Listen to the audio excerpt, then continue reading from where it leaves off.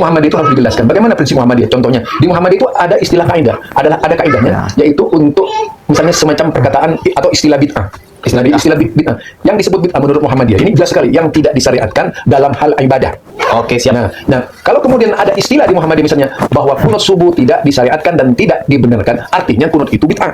Kalau tidak ada jurus lain. Iya, kalau tidak disyariatkan ditulis misalnya oleh Tarjih ya. Tarjih Muhammadiyah. Misalnya tidak dibenarkan warga Muhammadiyah berkunut, tidak disyariatkan. Tidak disyariatkan.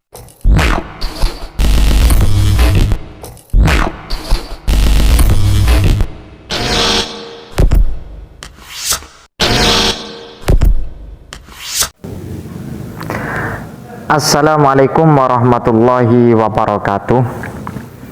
Ada kedua ustadz yang telah melakukan diskusi atau dialog yang membongkar 7 poin penyimpangan Ustadz Adi Hidayat yang sudah menyalahi atau tidak sepakat dengan fatwa tarjih dari organisasi Muhammadiyah. Ada beberapa hal yang perlu saya sampaikan, namun mari kita simak dulu agar tidak menjadi sesuatu yang menimbulkan tuduhan-tuduhan yang dusta ataupun fitnah. Jadi perlu kita cermati. Ada beberapa hal yang disampaikan kedua ustadz ini yang saya amati dari perihal ideologinya, dari perihal pola pikirnya, cara menyampaikan, seringkali memang merujuk terhadap teori-teori dari Ustadz Salafi Wahabi. Simak dulu ya.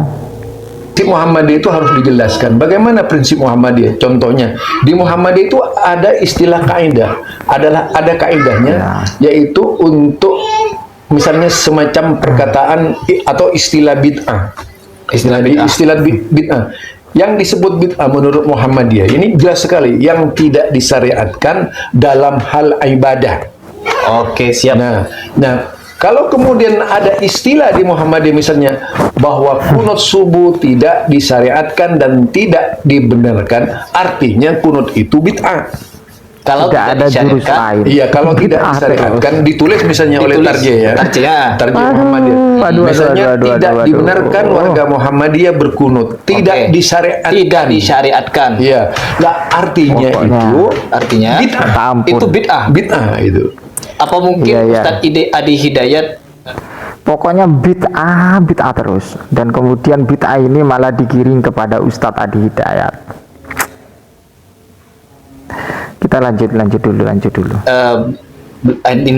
Apa ya, kalau Ustadz Adi Hidayat itu jelas menyimpang kalau menurut saya, sangat menyimpang, malah sangat menyimpang dari karena hal yang seperti itu tidak biasa keluar dari orang-orang Muhammadiyah.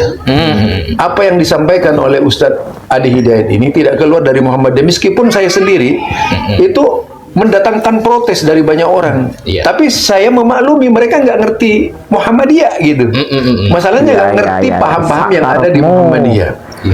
Kalau kemudian mereka itu mengerti seperti ideologi Muhammadiyah tadi, masalah tarjih dan kemudian masalah tajdid di Muhammadiyah, masalah fatwa dan sebagainya, tentu itu yang akan menjadi landasan untuk menentukan bahwa seseorang itu benar atau tidak. Maka kalau misalnya Adi Hidayat diseret kepada pemahaman tarjih Muhammadiyah tadi, jelas salah. Jelas salah ya? Ya, jelas salah. Karena memperselisih fatwa tarjih. Iya, karena menyelisihi fatwa tarjih Muhammadiyah ini dalam hal kunut itu. Jadi Ustadz 2 ini memang sudah terkenal ya di media sosial. Tapi para audien, para penonton, ada yang berkomentar dari orang yang sepakat dengan kedua ustadz ini, saya dianggap pansos atau mencari viewer atau apa. Itu Anda mau mengomentari apa, tapi ini merupakan sesuatu yang sangat begitu serius ya, karena ini mengaitkan dengan seorang Ustadz Adi Hidayat yang memang notabene-nya karena kata Ustadz berdua ini sudah menyalahi atau tidak sama dengan apa yang menjadi fatwa tarjih dari Muhammadiyah. Terlepas dari apa yang telah yang berkaitan dengan masalah Ustadz Adi Adi Hidayat. Yang pertama, saya akan memberikan satu kesimpulan bahwa Muhammadiyah itu tidak pernah, ini hemat saya, tidak pernah mempersoalkan orang-orang yang berkunut. Itu tidak pernah Muhammadiyah itu. Muhammadiyah itu menganggap itu merupakan sesuatu yang bersifat mukhtalaf atau perbedaan, dan apalagi ini masalah furu', bukan masalah usuluddin ya. Bisa dicek sendiri. Karena apa? Karena organisasi Muhammadiyah dan juga NU itu sudah lama dibangun, dan mereka ya biasa-biasa saja kok, tidak seperti apa yang disampaikan kedua ustadz ini. Itu yang pertama. Kemudian yang kedua, ini kok malah ada beberapa kesimpulan masalah bid'ah. Kunut itu bid'ah karena tidak sampai terhadap ajaran baginda Nabi atau tidak disyariatkan, ini dianggap bid'ah. Jadi tidak ada senjata lain gitulah Pak ya bagi kelompok Salafi Wahabi ini selain bid'ah.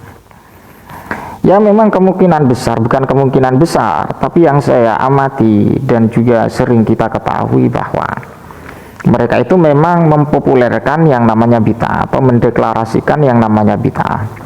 Dan mereka pun tidak mau, ya sebagian mereka itu tidak mau ketika bid'ah itu digiring kepada bid'ah hasanah. Ya jelas ketika amalia itu sudah bid'ah, maka ya bid'ah dolalah, bid'ah yang diharamkan, bid'ah yang tidak mendapatkan legalitas dari agama. Tapi saya merasa tersakiti juga ketika itu dianggap bid'ah. Karena apa? Karena ketika latar belakangnya mukhtalafeh, la yungkaru al mukhtalafeh wa innama yungkaru al mujma'aleh. Jadi seperti itu.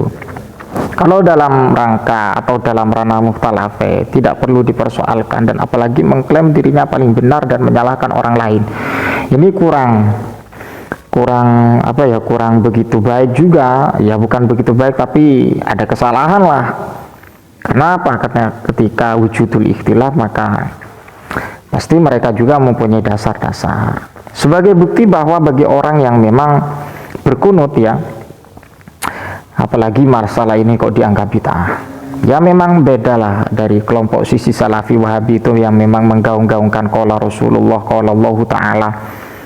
Kalau dari kalangan aswaja, khususnya dari kalangan Nahdien yang memang menganut beberapa ideologi Asy'ari dan juga Al-Maturidi, kalau dalam fikih itu madzhab al-arba'ah, maka wajar mereka bertendensi kepada al-madzhab al-arba'ah atau al-a'imah al-arba'ah. Akan saya ungkapkan satu redaksi saja begini.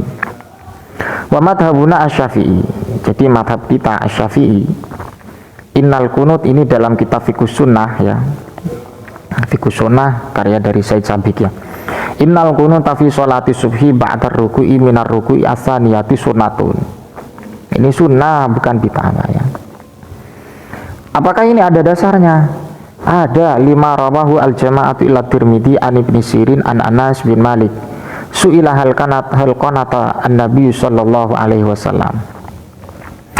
Ini berangkat atau latar belakang yang dibangun dari hadis riwayat dari Ibnu Sirin bahwa Anas bin Malik ditanyakan, apakah Rasulullah sallallahu alaihi wasallam itu berkunut fi sholati subhi, di salat subuh?